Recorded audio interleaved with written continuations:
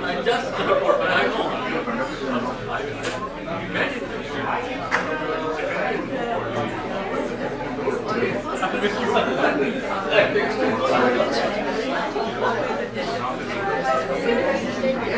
It's a form of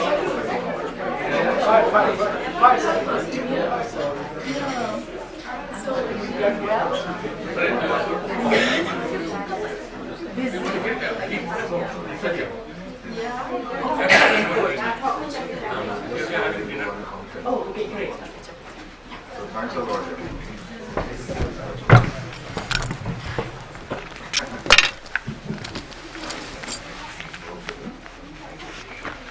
I never learned scooter. I only learned driving the car, which I drove so disastrously. And in the very first drive, I smashed my father's car, and he said, "You better smash your own car, forget about mine." So I'm a very bad driver anyway. So that is something to do with that walking, which I did. And here is, we have, as you know, this series was to conclude in October, but the kind of enthusiastic response we got from the audience and the number of speakers and the number of themes that we discovered were still unexplored, so we decided to extend it by another year. And we're very fortunate and happy to have Sumathi Ramaswamy, James and Duke Professor of History and International Comparative Studies, Chair of the Department of History at Duke University and President of the American Institute of Indian Studies from you were there till 2022. So, in harness for Yeah. a long time. yeah. She is from JNU No. and, well, the much. Yeah. And when you say JNU, it means something these days, more than what it used to mean earlier. And has a degree of master's degree in anthropology from University of Pennsylvania, and graduated with a PhD history from the University of California. Prior to her appointment at Duke, she taught history at the University of Pennsylvania and University of Michigan. I first bought a book called, what was it called? Barefoot Across. They're also about walking in a sense, a collection of essays that she edited on Hussein. But she has many other published works, include The Goddess and the Nation, Mapping Mother India, and Hussein's Raj, Visions of Empire and Nation, and edited volumes, Barefoot Across the Nation, by Gulfida Hussain and The Idea of India.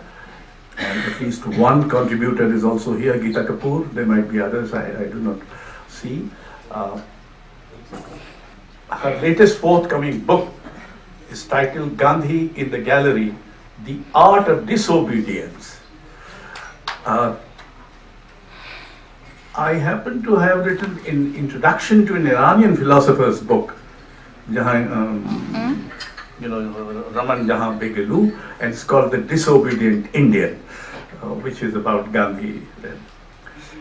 And recently I tried to resurrect the phrase that Gandhi has used, Savinay Avagya, which is civil disobedience.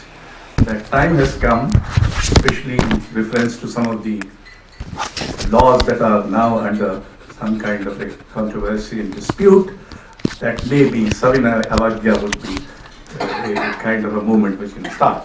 But be that as may, Marg has also published a Like here, brand new. Gandhi and Aesthetics, which was edited by Several Marg editors. Marx editors, which included Jyotindra Jain, Kavita Singh, Naman Ahuja, etc. And so this is available here. And now Sumathi Ramaswamy. The rules of the games are that you speak for 45 to 1 hour, and then question answers. And that's it. Thank you. Thank you so much. Thank you.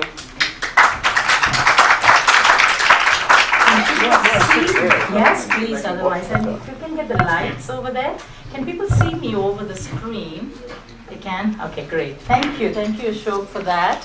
It's a pleasure to be back in a city that I consider a home.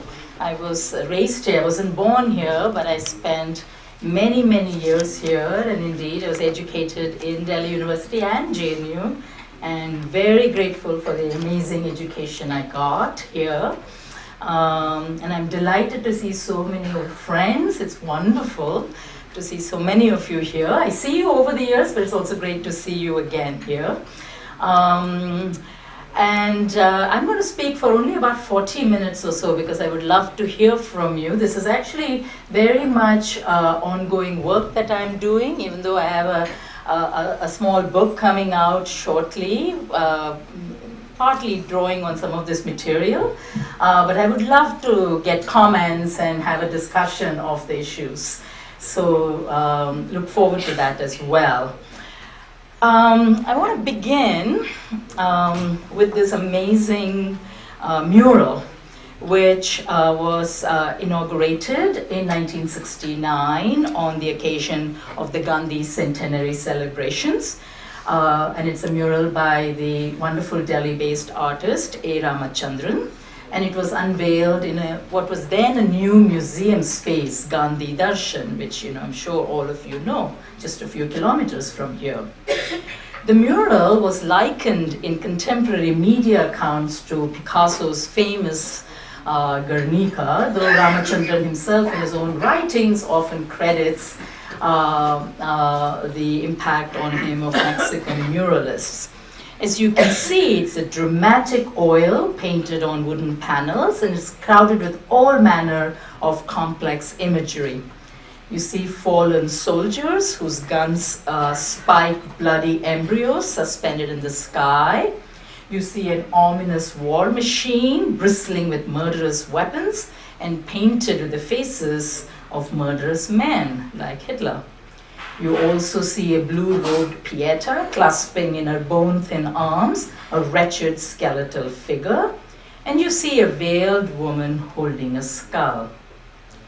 Amidst all this imagery of violence and death, indeed placed almost dead center, is a single human leg, pink flesh and white bone in a posture of striding. The mural's title cues us to the identity of the figure to whom that leg belongs. The artist himself confirmed this some years later when he wrote, quote, "I painted Gandhiji without his head in his typical Dandi march stride, as if he was stepping out of the mural," end quote. Now, while this complex work is open to multiple interpretations, a single question emerges from it which anchors my talk today. How has the art world imagined the Mahatma's imagination of walking as disobedient practice, and as a counter to what he insisted was the organized violence of the British Empire? His body might have been seemingly fragile, but this did not stop Gandhi from a life of intense physical mobility, as Ashok reminded us, ranging as he did on foot across the various lands he inhabited, performing what I'm calling artful walking. Artists, in turn, emerge as critical collaborators in this Gandhian project, their aesthetic preoccupation with line and form extending the aura of art to the Mahatma's ambulatory activities. Now, although he frequently took trains, buses, cars, and ships to get his message out and his work done, and has been photographed and painted doing so, walking remained Gandhi's favored mode of transportation. A daily regimen, sometimes solitarily, at other times with his followers or with family, was critical to the production of his disobedient body, enabling a lifetime of fitness and frugality. As he observed in 1909 in Hind Swaraj, quote, "God set a limit to man's locomotive ambitions in the construction of his body." Years later, in the course of a momentous march that made him globally famous, he insisted to his followers, "The rule is, "Do not ride if you can walk," end quote. Such statements and sentiments also propel the artist's predilection for a striding Mahatma, clad in his trademark dhoti, staff in hand, a wristwatch hanging from his waistband, his bare feet thrust into a pair of simple sandals. This is especially the case with public statuary, both in India and across the world. So the Polish sculptor Freda Brilliant, whose 1969 statue of a meditating Mahatma adorns London's Tavistock Square, described a maquette that she produced around 1951, and I quote her. "In the walking figure, Gandhi, with long strides, was hurrying to get to the end of British rule. Neither foot rested completely on the ground. As one foot is on the heel, the other on the toes, a sort of transition of the country is suggested, from Raj rule to self-rule. People admired the walking figure, which is very dramatic. It makes one want to participate in the walk for freedom," end quote. So walking for freedom was critical as well to Gandhi's disobedient critique of capitalism and industrial modernity, an emphatic declaration of autonomy from dependence on its infrastructure, and an insistent assertion that satyagraha was most definitively not passive, but instead a form of active resistance. Walking also offered him an opportunity to artfully display his body, however bare and spare, in motion and in action. As the Jesuit ethicist and peace activist Simon Harag suggests, quote, "Walking is such a good means for nonviolent ends because it shares so many of the characteristics of nonviolence in its gradual approach to things, in its time for reflection, in its building of community, in its communion with the earth, and in making the walker available, even vulnerable, to others on the road to peace," end quote. Gandhi couldn't have agreed more as he honed this particular somatic activity into his own brand of pedestrian politics, which was, of course, anything but pedestrian. In addition to daily walks and periodic walking tours, as we know, he spearheaded spectacular marches, beginning his activist career as a mobile Mahatma in November 1913 in South Africa, when he launched a march in the name of God to draw attention to the plight of indentured Indians facing all manner of discriminatory legislation. On this occasion, he led a ragtag collective of over 2,000 men, women, and children to cross the border from Natal to Transvaal, breaking a colonial law against being so mobile without the permission of the state. Dubbed also the Great or Epic March, this was the first occasion in the Gandhian world when walking as an everyday habit prepared the ground for marching as spectacular disobedience and the assertion of the sovereignty of the self against the sovereignty of the state. As yet, and to the best of my knowledge, and please correct me if you know of works, this march has yet to inspire any artist of India to summon back the event to canvas or paper.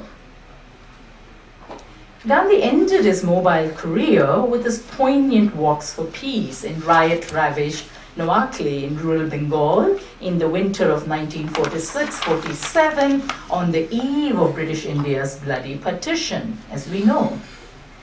By that time, the Mahatma was 77 years old and quite frail.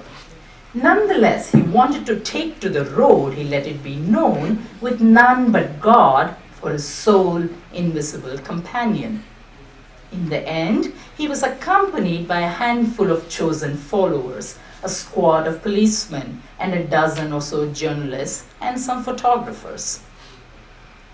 In the words of the American journalist Philip Talbot, who traveled from New Delhi over 5 days by air, rail, steamer, bicycle, and on foot, in order to walk for an hour with the Mahatma, and I quote, The Gandhi march is an astonishing sight. With a staff in one hand and the other on his granddaughter's shoulder, the old man briskly takes the lead as the sun breaks over the horizon. He usually wraps himself in a hand-woven shawl, but he walks barefooted despite chilblains. This is a fashion he started in order to relieve a blister, but continued because he liked the idea of walking as Indian pilgrims normally travel. Here is the Indian and the world's idea of sainthood. A little old man who has renounced personal possessions, walking with bare feet on the cold earth in search of a great human ideal. End quote. Although the march appears to have had little immediate impact, Gandhi's Noakhali feat has caught the eye of numerous artists of his time and since. And I'm just showing you a couple of the images here. This one by Ratan Das and this one by Jogan, many drawing on iconic photographs of the lone Mahatma staff in hand, walking on bare feet with a preoccupied air about him. Sandwiched between Transvaal and Noakhali is the ambulatory performance that Gandhi is most known for, the Dandi Salt Satyagraha. At the crack of dawn at 6:30 a.m. on March 12, 1930, the 61-year-old Mahatma set out, punctual as always, from his headquarters in Sabarmati Ashram outside Ahmedabad. He was clad in his trademark dhoti, and he was carrying 2 bags with all his worldly possessions, including his spinning wheel. As we know, he never returned to the ashram after that point. Well, not returned to stay in the ashram after that point. Accompanying him, were 78 of his followers, all men, all carefully picked, on the 241-mile stride through the countryside of the Bombay Presidency to the small seaside hamlet called Dandi. He had a single cause in mind, namely to break the colonial salt laws, an act of individual and collective sovereignty against the sovereign claims of a global empire. As he asserted in an announcement on April 5th on reaching Dandi after a 24-day march, I want world sympathy in this battle of right against might. At daybreak on April 6th, he had a ritual bath in the ocean, captured on camera, when we see him at his barest minimum in public. This is a photograph that has become the basis of 2 beautiful canvases by the Bombay-based Atul Dodia, and I'm showing one after the other. He then reached down into the wet earth and picked up a clump of salt in a gesture that caught the imagination of the world. This much reproduced photograph is not actually from that historic day, but from a similar moment on April 9th in a neighboring site. But no matter, it has become emblematic of this most disobedient of acts, not least because of numerous works of art that have repurposed it into our times, keeping it visible and available. Not surprisingly, in the extensive historical scholarship on Gandhi, the Salt March is invariably invoked and discussed as the paradigmatic Gandhian moment of nonviolent civil disobedience. Little scholarly attention, however, has been paid to the manner in which the march and Gandhi's penchant for walking more generally has also caught the imagination of artists working in various media, including the digital, into our own times. In my forthcoming book, I have charted the arc of this artwork with a view towards describing the contours of what I am calling an aesthetic of the ambulatory that has developed around the striding figure of the Mahatma since the time of this paradigmatic march. Indeed, despite his own ambiguous relationship to modern art and its purpose and efficacy, many of Gandhi's ambulatory performances were themselves artworks in the making. They were marked by an aesthetic charge that in turn captures, I would argue, the attention of the artist. As with so many other Gandhian acts, there was much about the Dandi March that was intuitive and instinctive. And yet, there was also much that was highly choreographed and engineered, as befitted a performance and a media spectacle that aimed to bring down the mighty British Raj in India, an empire that did much to present itself as a work of art, in which spectacle, theatricality, and ceremony were essential to the drama of domination and subordination. As one of Gandhi's earliest admirers and biographers, Louis Fisher, perceptibly recognized as early as 1950, quote, "Had Gandhi gone by train or automobile to make salt, the effect would have been considerable. But to walk for 24 days and rivet the attention of all India, to trek across a countryside saying, 'Watch, I'm about to give a signal to the nation,' and then to pick up a pinch of salt and publicize defiance of the mighty government and thus become a criminal, that required imagination, dignity, and the sense of showmanship of a great artist." End quote. So it is thus as an artistic act of great imagination of showmanship that I too explore Gandhi's Dandi feat, his most spectacular ambulatory performance. And to do so, I pivot from words and discourse to art and images that implicitly and explicitly recognize the aesthetic charge of the Mahatma's pedestrian politics through their own aesthetic of the ambulatory.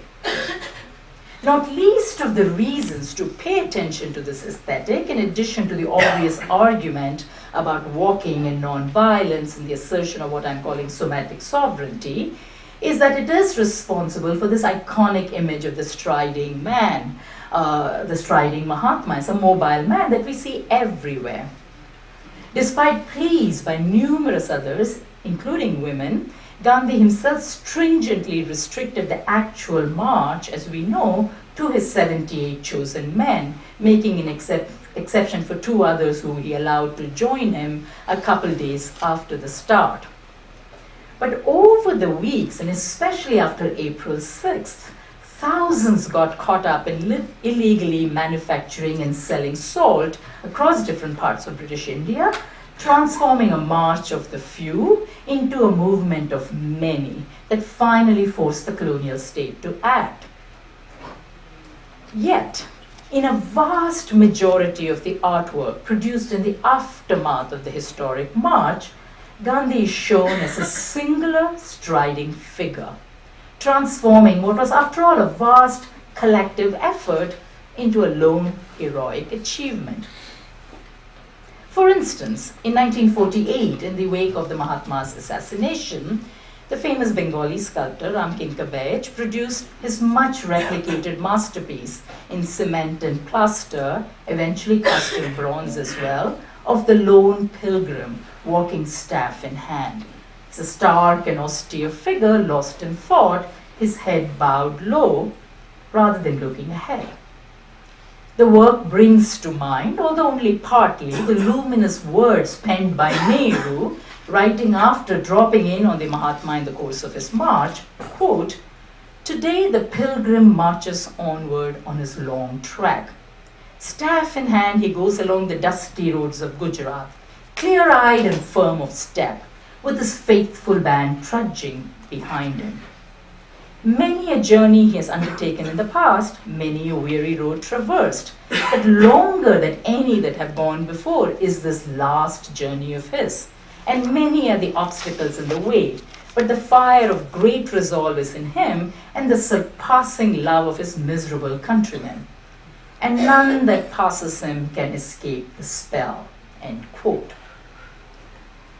In their spellbound state, artists frequently disappear the multitude, the faithful band trudging along behind him, to enable the Mahatma to emerge in all his iconic singularity.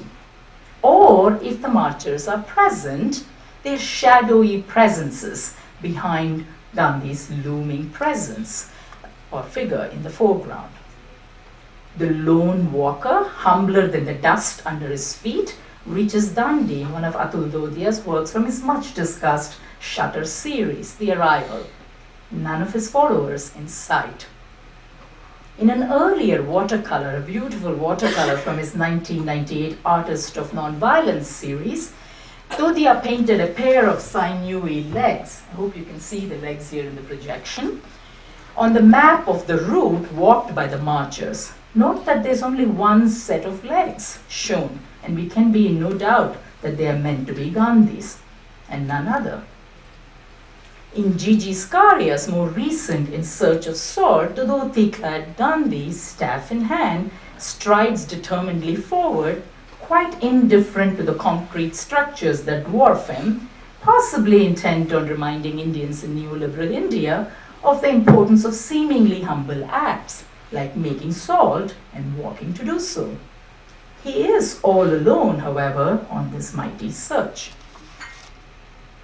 I have traced the visual antecedents of this pictorial transformation of the collective into the singular to two key works of the important Bengali artist Nandalal Bose, Gandhi's chosen artist, indeed the only one that he officially deigned to patronize. On March 12th, the very day of the start of the march, Bose produced a watercolor on paper, which was also subsequently reproduced on wood, of which fortunately a draft tracing has survived in the archives.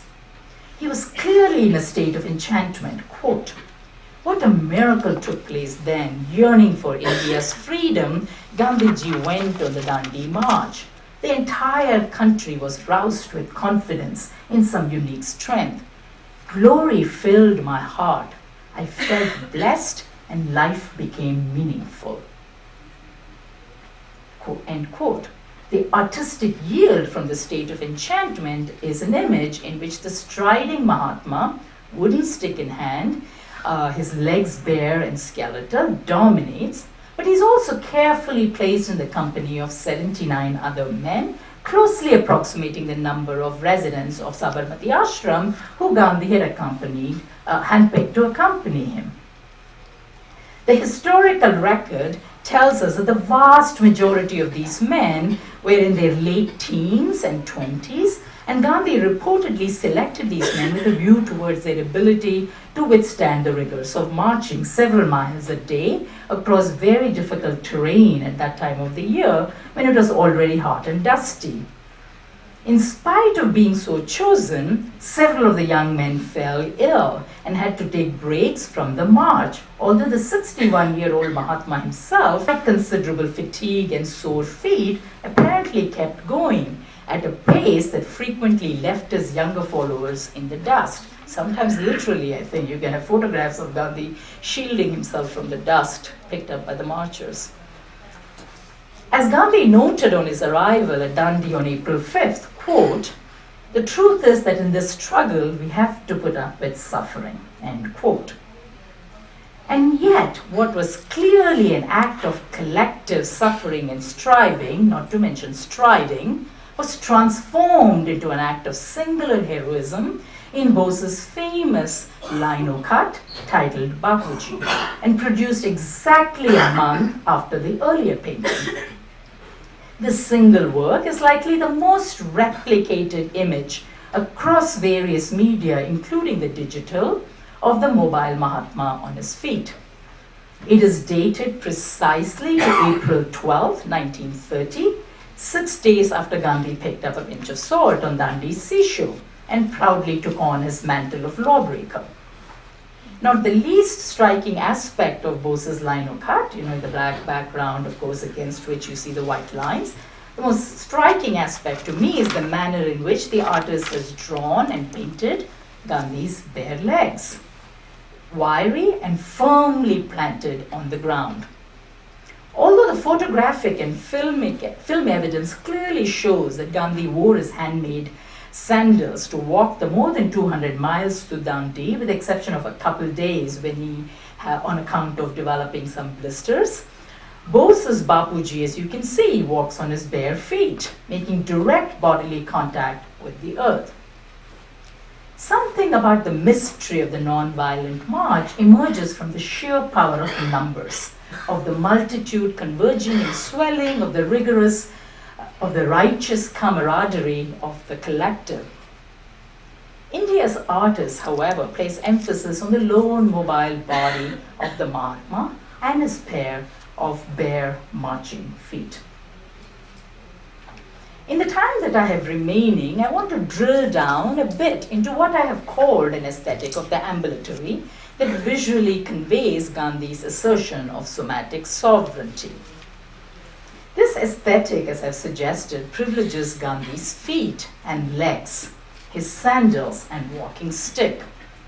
In fact, as several artworks attest, Gandhi's feet are not even identified as such, so indelibly have the Mahatma and marching become associated in the popular and artistic imagination. On the one hand, such works connect to a deep preoccupation across numerous Indic art traditions and religious art with the hallowed feet of deities and other revered beings, as Naman Ahuja has shown us recently. On the other hand, they of course point to the artist's regard for and recognition of the labor of walking that Gandhi undertook on and behalf of the nation. A labor that might have cost him his life, indeed made him a martyr, like Jesus. As the Mahatma himself was to note in 1947 to his acolyte Nirmal Kumar Bose, quote, "For men like me, you have to measure them not by the rare moments of greatness in their lives, but by the amount of dust they have collected on their feet in the course of life's journey." I return again to Dodia's canvas, in which he carefully inscribes the Mahatma's words from an earlier decade in his autobiography, quote, "The seeker of truth should be humbler than dust. The world crushes the dust under its feet, but the seeker after truth should be so humble himself that even the dust could crush him," end quote. Of course, Gandhi's faithful followers ensured that all that walking in dust did not crush their revered Mahatma.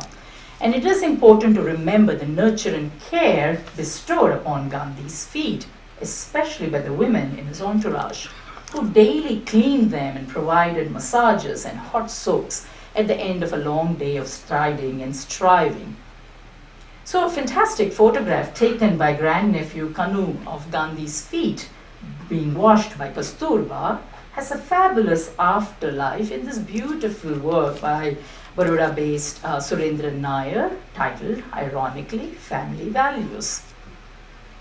This work is also incorporated as a little vignette, as you can see up above, in another very interesting work by Nair titled The Unbearable Lightness of Being, also based on a Kanu Gandhi photograph of Gandhi being weighed under the watchful eye of his doctor. Nair supplements Kanu's photograph by punctuating Gandhi's gaunt and bare back with salt crystals, each crystal almost akin to a nail on his back. In Geeta Kapoor's words, quote, "He is a martyr." Nair weighs him with the salt of the earth and finds him floating like an ascending avatar. The thrust of the work is to suggest that the Mahatma has undergone Christ-like suffering on behalf of the nation, sacrificing his all in the course of the Salt March. From at least the time of the Dandi March, Gandhi walked with a staff in hand, his labor of walking accompanied by this accessory. On the morning of March 12th, as he was about to set out on his historic pilgrimage, Kaka Kalelkar reportedly presented him with one such staff, 54 inches long and 1 inch wide, made out of lacquered bamboo and iron tipped. In artworks from the time of Nandalal Bose's iconic images of the march, Gandhi is routinely painted with the staff in hand. In some cases, as in Amit Lambalal's beautiful watercolor for the Postcards for Gandhi project, the Mahatma is only partially present, but no visually literate viewer in India would be confused about the owner of the bony hand wrapped around the staff. In the enigmatic Eraser Pro, while the rest of the Mahatma's body is sculpted in a state of disintegration, the staff, sheathed in faux bronze, stands whole and unbroken. Talur LN created this fabulous sculpture by erasing life-sized statues of Gandhi, staff in hand, that are routinely mass-produced across India. Preoccupied as Talur is with image construction and destruction, his goal might well have been to reflect on the process by which Gandhi has been systematically transformed from visceral substance into visual icon, making visible in the process the hollowness of what lies beneath the surface. That he leaves the staff intact in doing so is a revealing reminder of the importance of this accessory for rendering the Mahatma visually recognizable. Over the years, and especially from the later 1930s, as he got older and frailer, there was a distinctive feminization of the Mahatma's ambulatory politics, as he took the help of various young women in his entourage, who he began to refer to as his walking sticks. In his letters, he names many of these female walking aids and writes with affection about them, but also with irritation at times. Over time, as we know, his grandnieces, Abha and Manu, became his special aids in this regard. The art world has taken notice of this reliance on these women in various images that show him in their company and in physical contact with them in a manner that is definitely at odds with normative practice in the India of Gandhi's own time, and perhaps even in ours. In Sachin Karne's Gandhi, My Friend, based on a famous Margaret Bourke-White photograph from 1946, the invisibility of the women emptied of all presence as they enable the Mahatma's ambulatory performance only underscores the female labor of care that was essential to a Gandhian-style civil disobedience. In fact, Gandhi's satyagraha might well not have been possible without such tender and devoted female care, as I have noted. Although in the most iconic images by Nandalal Bose, Gandhi is shown walking on bare feet, he mostly walked in sandals, in handmade sandals, often made by himself or for others, writing in 1911, for example, to his nephew Magan Lal, quote, "I'm mostly busy making sandals these days. I like the work and it is essential too. I've already made about 15 pairs. When you need new ones now, please send me the measurements. And when you do so, mark the places where the strap is to be fixed. That is, on the outer side of the big toe and the little one," end quote. A drawing, the earliest we know of in the adult Gandhi's hands, two other drawings have survived, accompanied these instructions. Unfortunately, the drawing itself has not been reproduced in the collected works, and I haven't been able to locate it yet. Gandhi might well have possessed wooden footwear, paduka or kadam, in the style habitually favored by mendicants in the subcontinent. A pair is visible in Freda Hauswirth's rare eyewitness sketch from 1927, perhaps the earliest instance of its appearance in an artwork. I'm going to just walk over and show that because the projection may not be very good here. So you can see a pair of kadam here. I hope you can. A pair is also visible in another eyewitness rendering. This is Vinayak Masoji's The Midnight Arrest. Actually, Masoji was not present exactly at the moment of the arrest, but he spent quite a bit of time with Gandhi in the course of the Salt March. And you see here, again, a pair of kadam, right? Lying next on the bed. This is just the moment before Gandhi gets arrested. There's a lot going on in this image, but I wanted to draw attention to just that. Over the years, these clocks have continued to attract aesthetic contemplation. Most strikingly, in New Delhi-based Iranas Hold the Peace, in which a single pair is bolted down, likely pointing to the cessation of walking as a disobedient practice. In contrast, however, in Naval, recently showcased in the India Pavilion at the 2019 Venice Biennial, the artist assembles a throng of these wooden footwear, many artfully and beautifully embellished, bringing back to memory the multitude in the constitution, I would argue, of the Mahatma.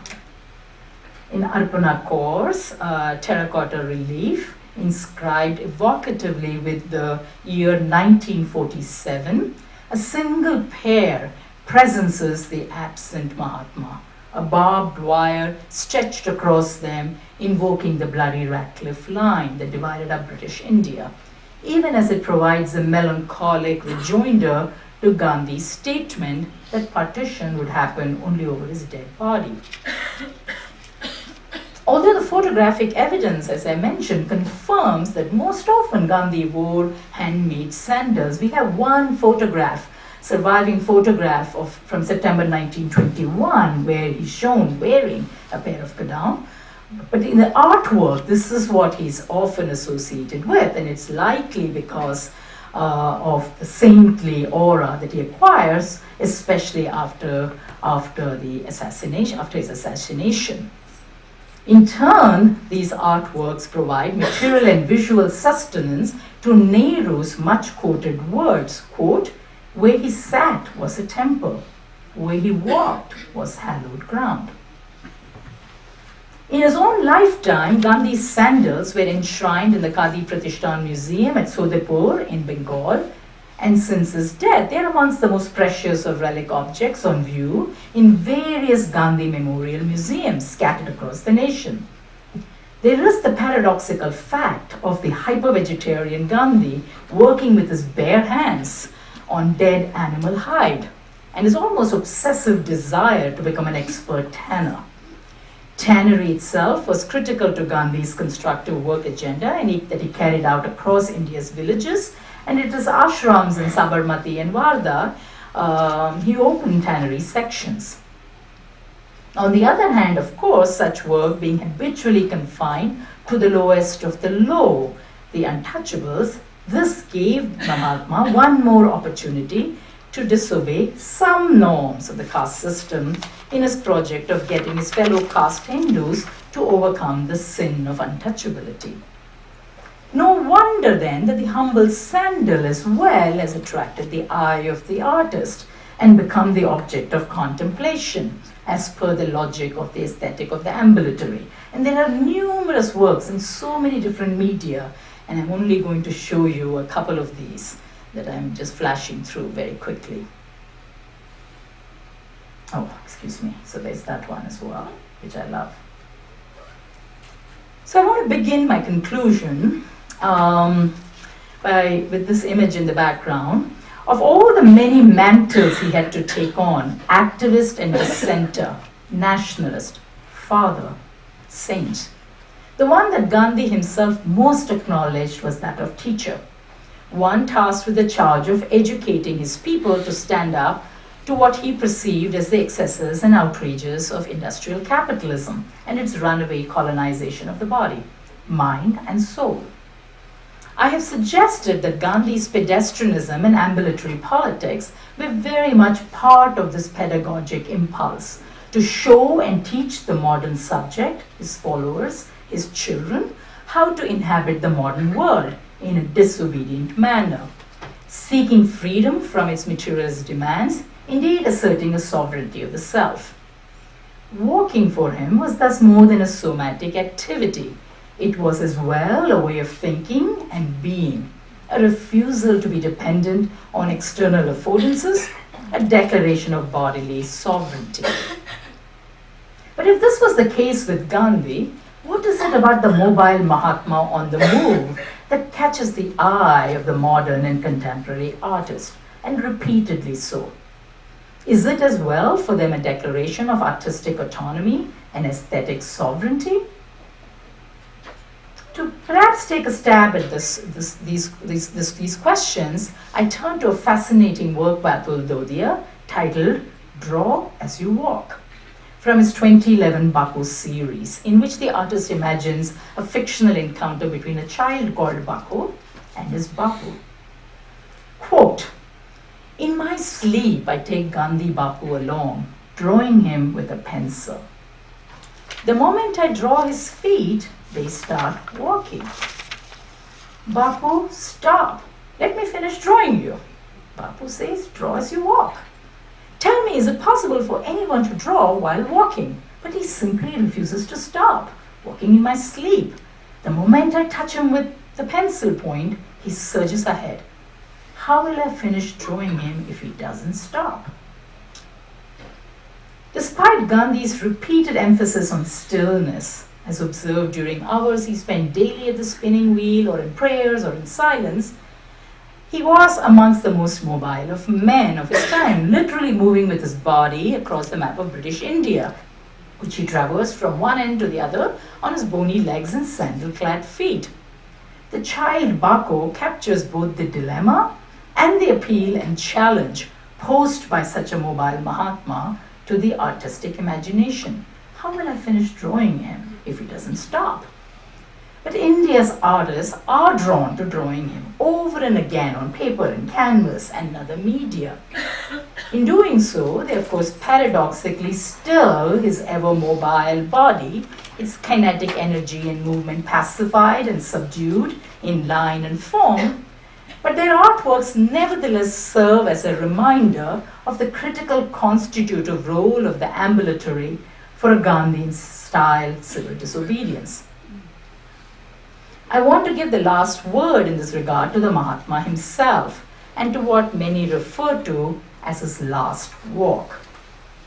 After many pedestrian events, several mundane, some spectacular, Gandhi embarked on his last walk at the dawn of dusk on January 30th, 1948, as we all know, a few minutes past 5 p.m.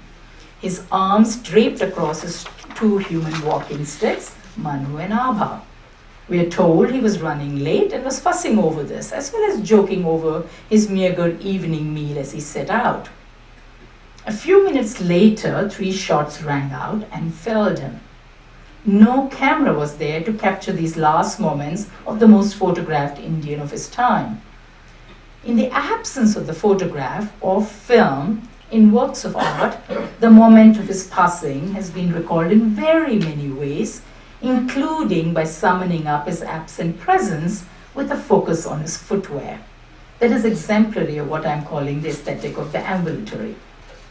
Decades later, in the museum that has been created on the site of his martyrdom, not far from here, Gandhi's last walk has been recalled with an emphasis on the ambulatory in lithic form, in some 175 cement footprints that chart the last walk that he took to meet his maker and his assassin, and indeed that he took to what some have characterized as his most glorious moment, his violent death. I think I will stop there.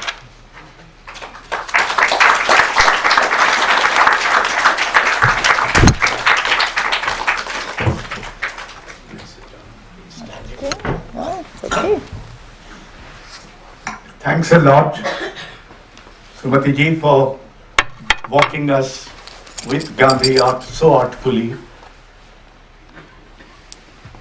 Now is the time for the audience to ask questions. Let them be brief. Answers can be long. No, it don't have to be. Yeah. Yes. It's always the first one who has to. Yes, please. Hi, and if you can introduce yourself, that would be great. Just briefly. Please utter your name. Yeah, good evening everyone. My name is Ganesh Gupta. Thank you very much for a wonderful talk.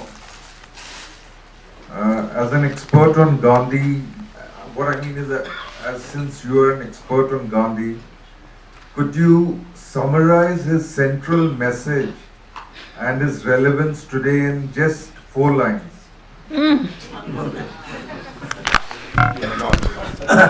I want to say no, I can't. And I don't know whether I'm an expert on Gandhi at all. There are others in this room who might be, who certainly are more more well versed in every facet of his life. My own interest really is very much focused, as Ashok actually pointed out even earlier, on his refusal to be ordinary, and a desire to lead, even within what might seem a quotidian lifestyle, an extraordinary life, right? So that is what has been my interest. But really, I'm interested in the way artists have responded to him. And I'm not sure, I know there is such an impulse, and perhaps politically and even ethically, we may want to bring up the question of relevance, but I'm not necessarily sure that I am interested in always looking for relevance in order to make Gandhi an object of interest. It is possible that the artists are, and it may be one reason that there are so many artists who are drawn to him, right? Especially in recent years, I would say since especially the 1990s. In the work I've been doing, it's been really very suggestive to me that it's especially since 1992, very specifically I would say, that there's been a resurgence of interest in Gandhi, right? And so for the artists, certainly I think they are interested in making an argument about his relevance. But I personally am not sure that that is the only reason to be interested in him or to study him as a scholar. Yes. Wait for the mic, please. And you, please, let us know your name. Hold it close. Just perhaps something on walking itself. It's a very important, of course, thing, because before vehicles and perhaps even horse-drawn cars come about, people did walk. There's a very beautiful image, I can't remember now who did it, in the Mahabharata, and the Pandavas are walking out. And there's all the animals and the elephants and people, and that the sense of exile as well. And I think there's something here about exile too, which is very interesting to sort of look at somewhere. His walking is a form of exile as well. From, in a way, the old nation, or as what Benjamin might put it, walking backwards from the future to the past. As you were going through, I was sort of thinking of that in some ways, that his walking is also a walking backwards from the future, as it were, which we haven't seen. There's sort of the utopianism there too.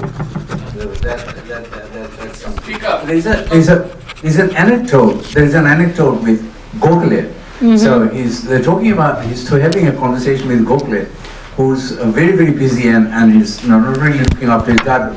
Gandhiji says, do you walk at all? He says, no, I don't have any time to walk. He says, no, but you must walk. Walking is very, very important. And he does. He walks all over Banaras and wherever he goes, he walks. So walking, apart from that, the other thing that occurred to me was Martin Luther King and the African American protest movement also took walking very seriously.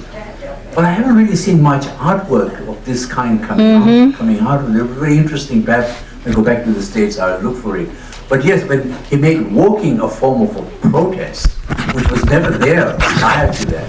And so the Selma March and the Montgomery March, and even the free riders and so forth, the bus was burned and they walked. Of course, he walked in Petersburg as well when he was thrown off the train. He had to walk to another. So it's very, very fascinating. Yeah. Thank you, Professor Billy Moria, for all those very suggestive comments. I'll just respond in a couple ways. Thank you for the first point about walking as a form of exile. I hadn't thought about it in those terms, because I think Gandhi really wanted to belong in the world while he, but he wanted to shape the world to his imagination, right? But it's worth thinking about the exilic, I think. But what I wonder, actually, your comment made me think, is whether he ever walked much in the cities, And this is something I really have to drill down and look very specifically. I hadn't actually thought about it till you mentioned this. He walked a lot in the countryside, of course, and as we know, and he started walking in London, very much so in his youth, in Indian cities, I should say. That's where he first begins to notice the British walking, right? And in so many ways, ironically, as we know, that he takes Western practices and then retools them for his ends.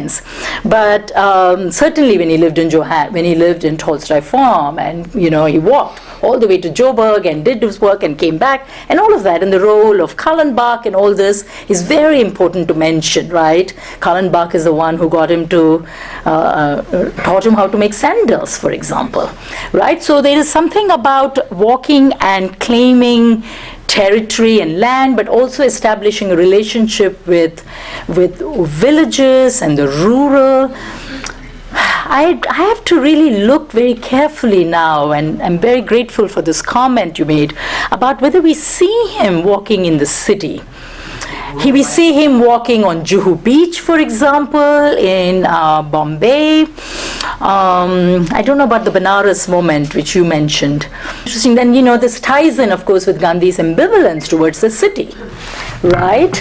And so perhaps, when you're talking about it as exile, he is in exile from the city where all the action in many ways is happening.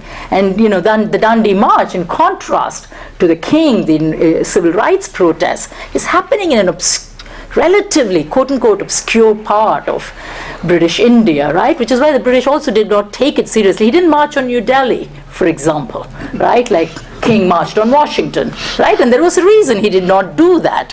So I think there is something about, there's more to be done, I think, with that. Backwards from the future, there are many artworks in which Gandhi has turned his back on, and is walking away. We see the back. I haven't talked about it here at all. So I actually have interpreted that as walking away from the present, rather than turning his back, on the future. So I need to think a little more about that comment of yours.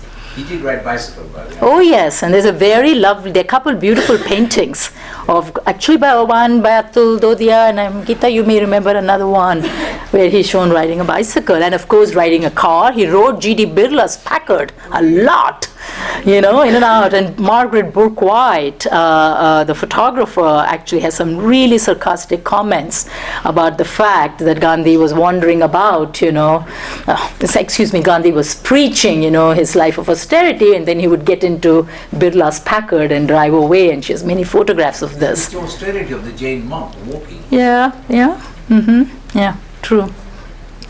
Yes, anybody else? Yes, please.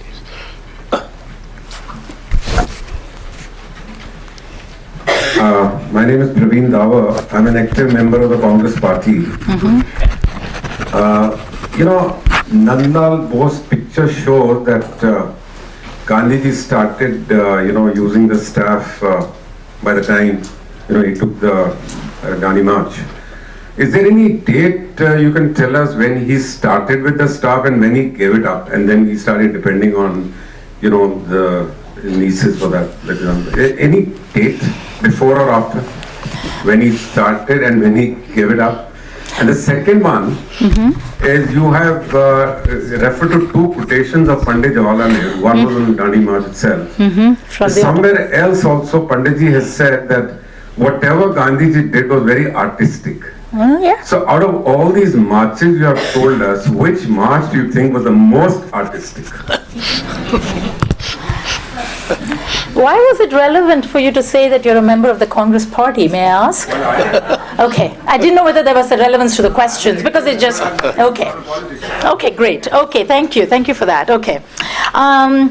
We do have a photograph from 1913, early 14. Many of these Gandhi photographs are very difficult to actually specifically date. Later photographs we can, but the early ones. And this is when, when we first see him with the staff in hand, when he first begins to shed his Western look. He's wearing a South Indian style lungi. His hair is a little shaved. He's got a bag across his shoulders, and he's sort of impersonating or mimicking you can use various words. He's copying the look of the indentured laborer. That's the first time visually that I have seen him with a staff. I have looked and looked to see whether, for example, he adopted the walking stick when he wore, right? I mean, he had this very Western look, right, for a long time. For almost 20 years, he wore, suits and a bow tie and, and so on. But I haven't come across that yet. And I've looked in the collected works too, which are fortunately searchable. So I haven't found that. My own hunch is really it is with Gandhi that he begins to take to the stick. And we have this very, as I mentioned, we have this almost ceremonial handing of the staff to him by very important, by Kalelkar, very important Gandhian. When he stopped using the walking stick and began to take the help of these female members of his ashram, I actually don't know the specific dates and whether he actually did that always or whether he continued to use the walking stick. I have to explore that. I don't know the answer to that. So thank you for that, and I will. Yes, Nehru, of course, I think it was in one of the speeches he made after Gandhi's death, he made a number of really moving speeches that he referred to Gandhi as an artist. Yes, so very specifically he referred to him. Your last question, I think I want to duck. I'm not sure I want to say if one is more artistic than the other. What I am interested in is when they capture the imagination of the artist and in what manner. And even though I have focused here a lot on the Dandi March for various reasons, I really think it was the Noakhali March that really, gets the eye of the artist. And I'm still working through that material and how they portray him. There's not the kind of variety that you see here, but I chose the Dandi March because I wanted to make this really important point that I hope came across. That I think, I'm very interested politically and in terms of a Gandhian political ethics about the collective and the singular. Right, and I wanted to show that in the Noakhali March, he was already, a marginal figure, and he was already, a lone walker. He didn't have this kind of collective behind him. So the artworks are also very much on the single person, right? So I'm not so interested, I think, in making a judgment call on which of his marches or, is more artistic than the other. But I am interested in how it gets registered in the art world. Thank you. Yeah. Gita, yes. Just a minute.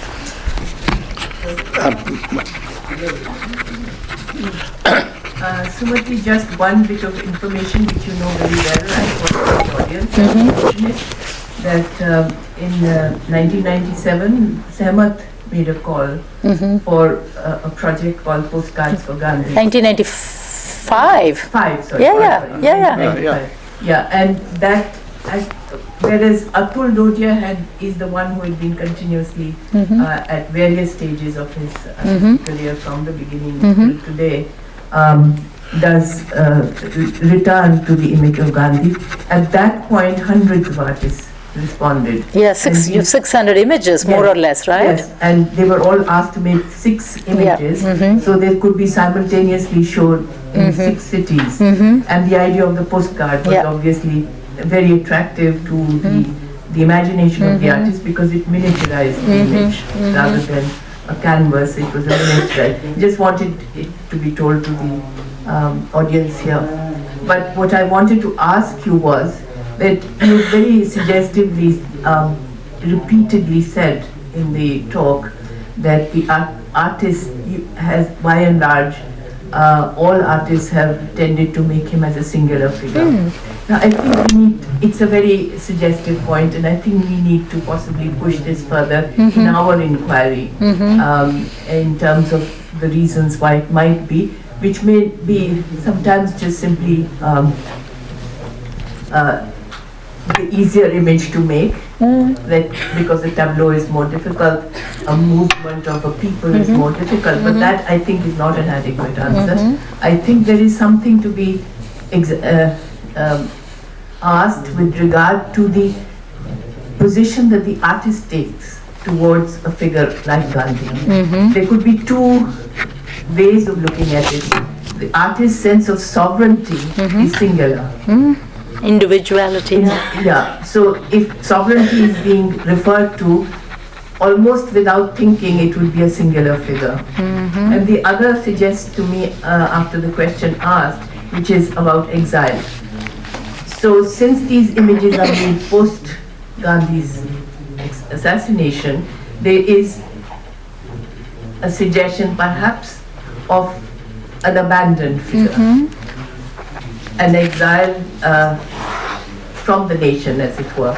So I apart from any formal reasons why the march is not shown in its fullness, I think there could be interesting questions to ask what the artist's reason for making a singular figure would be. And I would be quite critical then to think that the artist can only think of sovereignty in singular terms. Yeah, very interesting. Or that the artist can only think in terms of exile. This would be a critical examination of the motivation of the artist, or the possibilities that the artist gives herself. Yeah, thank you, Geeta. As always, wonderful comments. I think Gayatri wanted to come in on that, but thank you for mentioning the postcards project. As you saw, many of the images, if you see the credit line, I didn't have the time, they are to Sumathi, right? This amazing project in which the ambulatory plays a very, very important role. There's so many of the images in which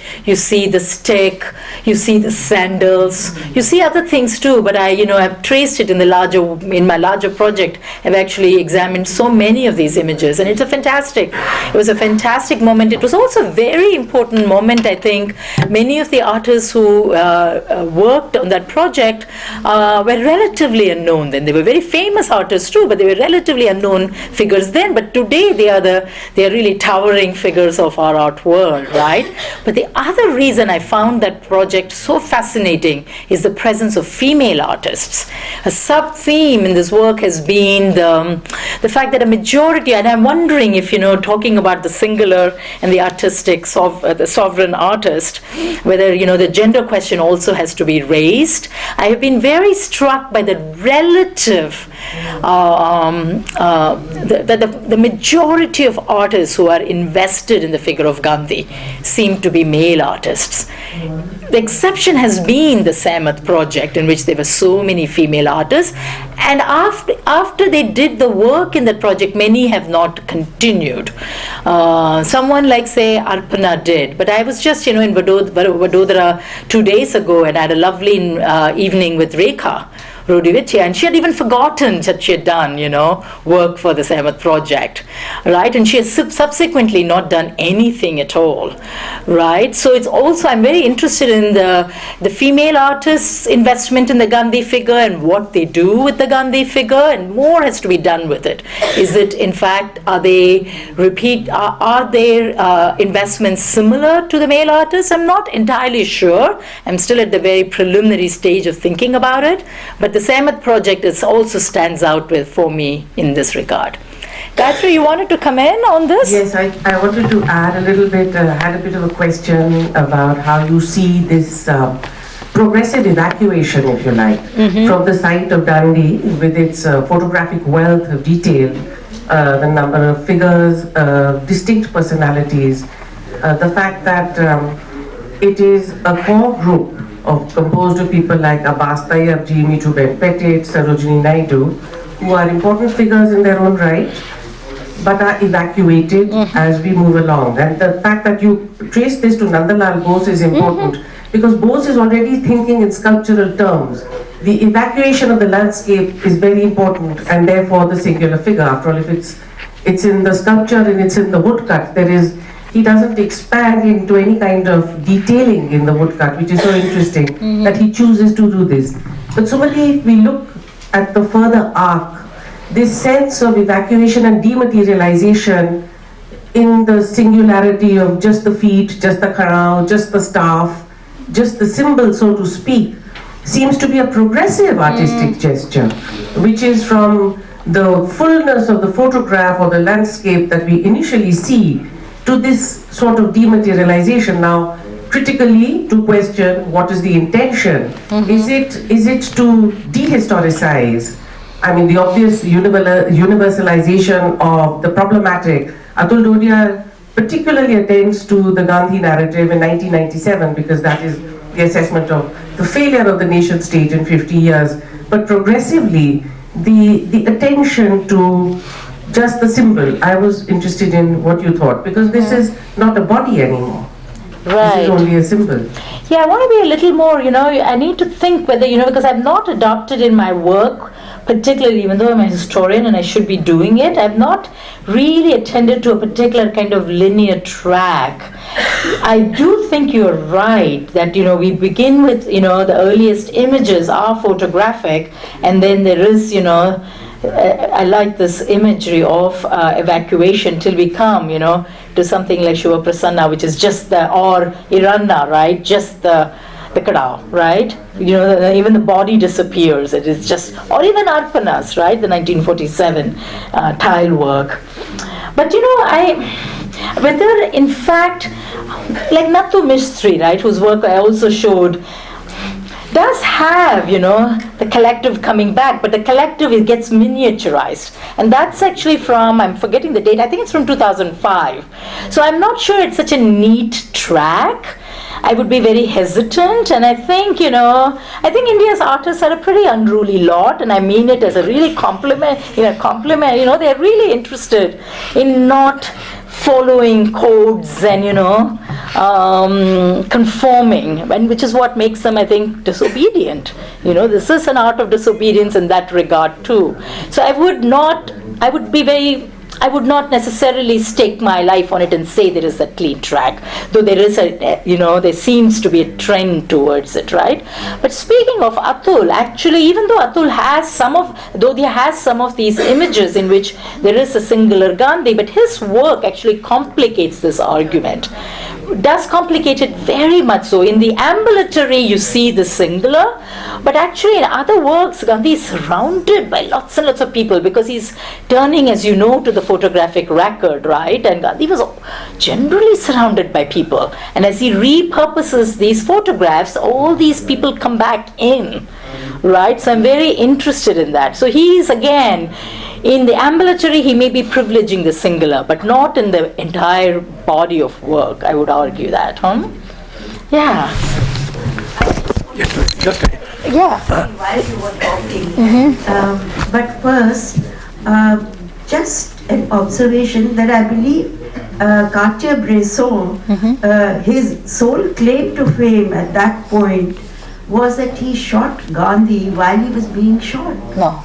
Is that true? Absolutely not. I haven't seen it myself. Absolutely not. Okay. Cartier-Bresson and Margaret Bourke-White met with Gandhi just before he was shot. Yes, and each one claims they were the last to meet him, and we know historically this is not the case. The last person to talk with Gandhi, the last political leader to talk with Gandhi, because as we know he chatted with his nieces, was Sardar Patel. Yes. But Margaret Bourke-White did meet him that afternoon, and Cartier-Bresson met him. They both left the scene. Homai Vayarwala, the famous, India's famous first female photojournalist, Sabina Gadioki's wonderful work shows us that she was setting out. She routinely photographed Gandhi in, these prayer meetings, and she was setting out apparently that day. She was called back for some other work, and then, he was killed. And she writes about this. She's given this famous interview as the best picture, the most important picture she missed, as she calls it. So no, there is no photographer was present. There is no photographic record. Yeah. The other thing, Sumathi, I was wondering, what comes to mind is a series of wonderful, a suite of paintings which the artist Raza made on Gandhi. In fact, I've written a whole chapter on this in my book. His paintings are totally abstract. No figure at all. There is no figure, not even of Gandhi. Yet, what comes to mind very strongly when you look at this suite, for instance, there's a very evocative work called Hey Ram. Yeah. And there's a splash of red on one side. Is it possible? But mostly white. There's also red, and then there's white, a kind of, ascension. Is it possible that this evacuation of the figure in later years is a result of people wanting to focus? I mean, that's one reason, wanting to focus on the essence of Gandhi, not so much the person, not so much, we all know the historical events, but the essence of his teachings, which are so sorely needed and which have to be reinvented in a way, which artists have done. Now for the rest, let's see. Thank you so much for mentioning Raza. You know, I'm here on, speaking at the Raza Foundation, and I love that series, and I love actually your interview with Raza, which is a wonderful.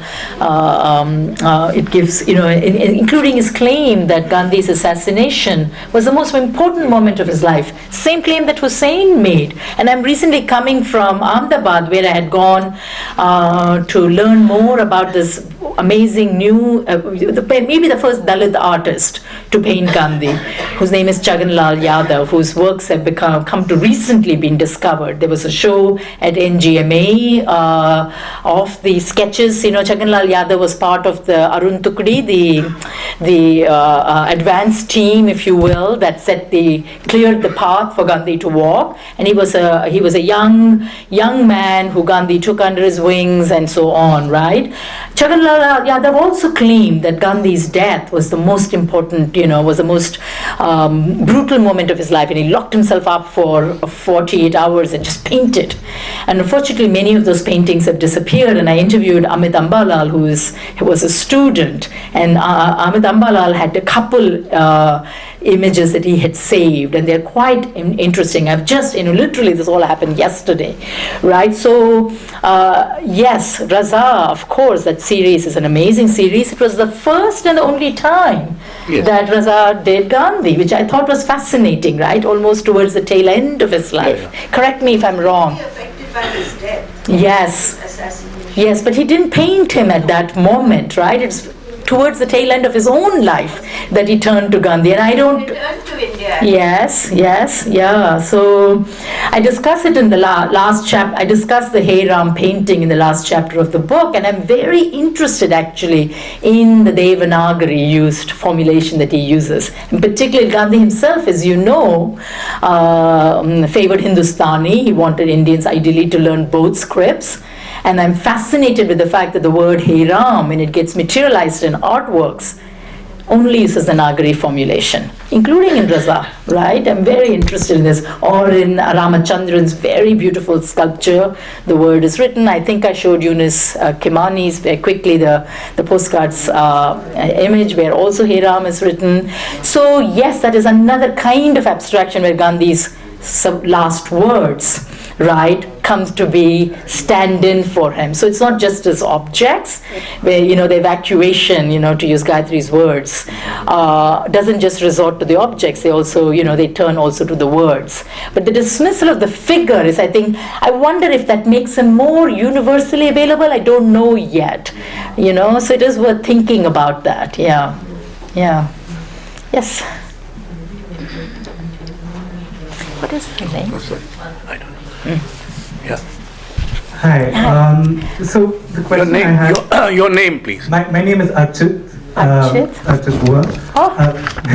Hello, Archit. Yes. Only seen you on Skype, so very nice to see you in person. Yes, finally. So my question builds off this idea of the collective versus the individual, and I'm wondering how, if you've addressed it all in your work, how you map this aesthetic of the ambulatory and the somatic sovereignty onto the history of the nation state and South Asia as a region.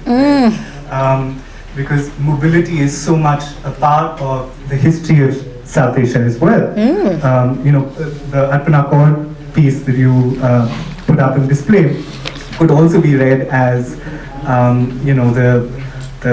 the movement of bodies during partition, like during and after partition. So how would this, affective charge of movement, of mobility, really kind of, how would you map it onto the nation state and the history of the region? Is it in some ways similar to, the goddess nation, or is there some connection between the nation state, the region, and this visual, this aesthetic of movement and mobility? Thank you. That was a lovely question. I haven't actually even gone in that direction, but it's, the question is making me think about the fact that the nation state actually obstructs the movement of peoples.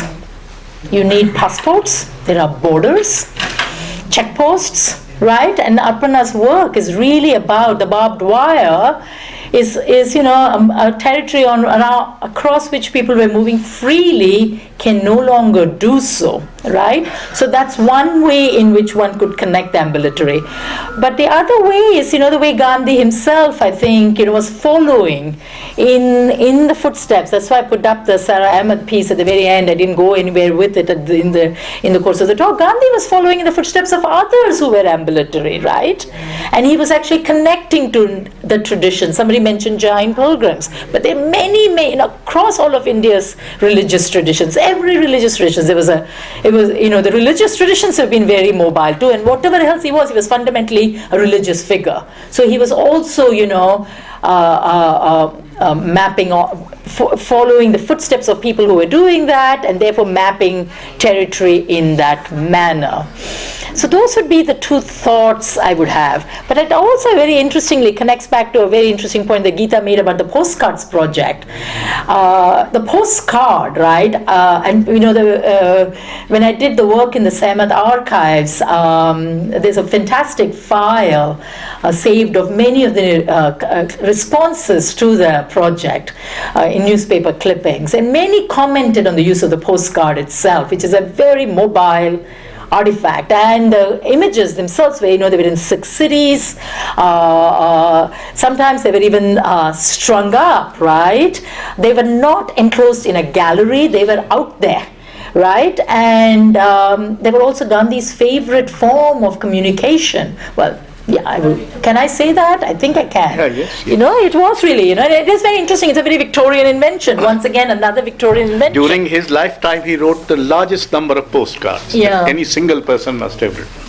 Okay. I don't know that, but thank you for telling me that. He wrote all kinds of things on all bits and pieces of paper, right? He was a very frugal man. But that also, that there's the mobility of that artifact, which the artist then, in the postcards project, captures, right? There's also another way to get to the larger question of the nation. But thank you, that was a lovely question, yeah.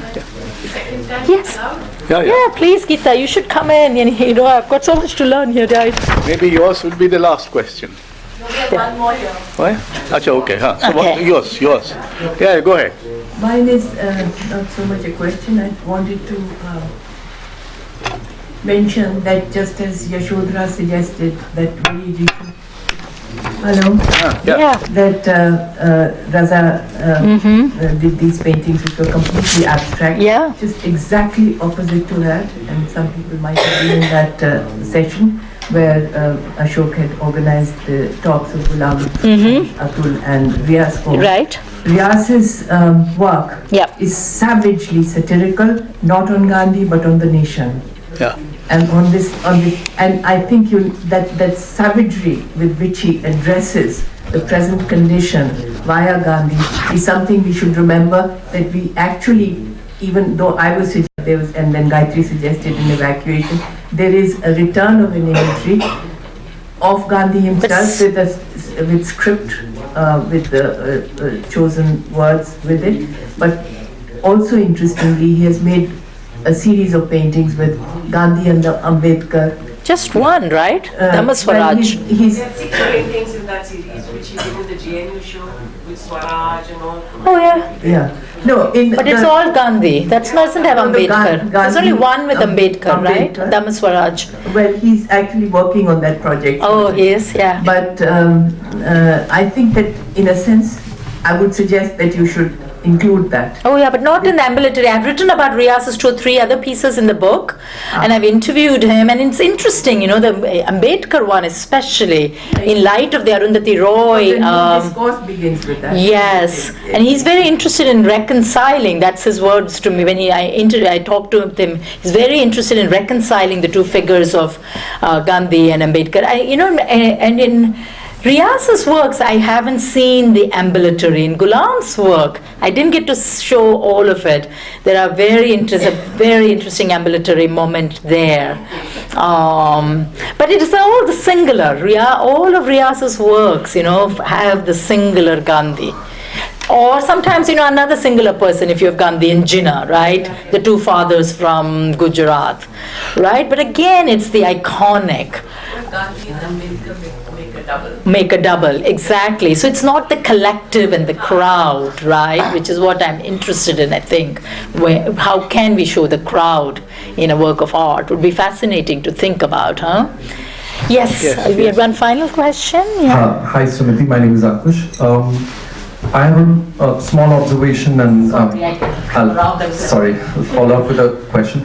I thought in your talk, going by the selection of the artists, I thought that many of the works were very reverential to the figure of Gandhi, almost contributing to the corpus of iconography that we have seen since independence time. And yet you said that Indian artists are an unruly lot, having practiced the art of disobedience. In that context, I want to bring in one artist on whom you have written a lot and spoken, which is Debanjan Roy. And he's the hero of my last chapter, actually. Okay, wonderful. So about Debanjan Roy, I wanted to know, if we were to expand the theme of your talk, and given the context where we are right now in India, with so many protests happening, along with the 150th birth anniversary of Mahatma Gandhi and Kasturba Gandhi, not to forget, how do we situate Debanjan Roy's practice really poking fun at the way Gandhi has been misappropriated in many ways?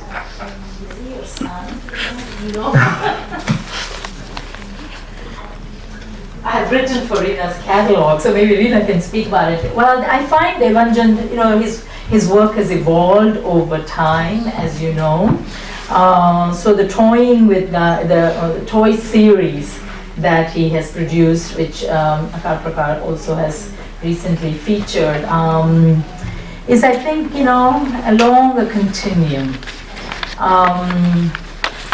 Debanjan, I don't think, has done a single work in which the ambulatory is necessarily important. And in this particular talk, it was really very much focused on that. Actually, he has that one where Gandhi takes his dog for a walk. That's right, he does have that. He takes, and I have actually written about that in my, thank you Chirag, he's my editor, he knows my work. And yes, he takes, and he's actually completely, it is actually the anti-ambulatory moment. Right, because he's dressed in trainers, he's listening, he's listening to the iPod, music, and and so on and so forth. There are 2 ways one can read Debanjan, right? One, this is the way I am interpreting his work. One, he is actually perhaps criticizing what has been done with Gandhi's image, right? And the branding of Gandhi, right? And therefore that is what he's taking on. But another way is maybe he is actually making, and this goes back to the relevance question that I was asked over there, that Gandhi, can be updated to our times. Right. That Gandhi experimented, he was a great experimenter, right? So he's experimenting with what others are experimenting with today. So you can also read him in that manner. I would never want to foreclose a variety of meanings on any artist, but especially complex artists like Debanjan, right? But I think he's my sense also from talking to him and interviewing him over the years is that he's very anxious about the way in which Gandhi has become a branded figure. If I can use William Mazzarella's, the anthropologist William Mazzarella has written a lot about, has written a wonderful article on the branding of the Mahatma, that he's become a brand name, right? So I think Debanjan wants its artwork to really speak to that issue. So if you were to ask me to take one position on Debanjan's work, it would be that. Yeah, thank you. But thank you for that question, and I love his work, yeah. there's only so much you can show or talk about in a few. But I do think the ambulatory is, to go back to the earlier part, the way you began your comment, I do think it's a form of paying homage to Gandhi. Right? There is a reverential quality to it. And in the early part, when I began first working on this project, I wondered if these artists were also drawn to it, because most of us in India now, we walk at great peril to our lives, right? There's nowhere to walk, really. So it seems like a very mundane observation, but I began with that, whether people are, the artists are attracted to him as well, because he signals a time, Gandhi signals a time when it was possible to walk, and when it was possible, to be this kind of a lifestyle was possible. It's a very, I no longer follow this line of argument, but that's where I began actually, thinking about this question. Yeah, thank you. Thank you. Well, friend, with that we come to the end, and I have to announce two events before the week ends. One, we have Art Matters on December 20th, the day after, the same place, at the same time. Discussion on Gandhi and art of social change. Professor Akil Bilgrami and Dr. Abhay Bang. You see, Gandhi is now devouring our Art Matters also. Art Matters, and we found a way of how to accommodate these two speakers into our series. So this thing called Gandhi and art of social change. So the word art is used intelligently here to accommodate it within our series, Art Matters. And on December 23rd, at Gulmohar Hall, India Habitat Center, Manikaun Memorial Lecture, The Multiple Faces of India's Cinemas, Aruna Vasudev. So you're most welcome. Day after and on 23rd. And then you can celebrate your Christmas and New Year Eve peacefully. Thank you. Thank you. Thank you very much. Thank you. Oh, beautiful. Oh, beautiful. Thank you. So right here. I can go and deposit my bag. Was it all okay? Did you think it was okay? I thought the questions were great. I didn't remember that this was Shudra. I knew her. I'm so glad.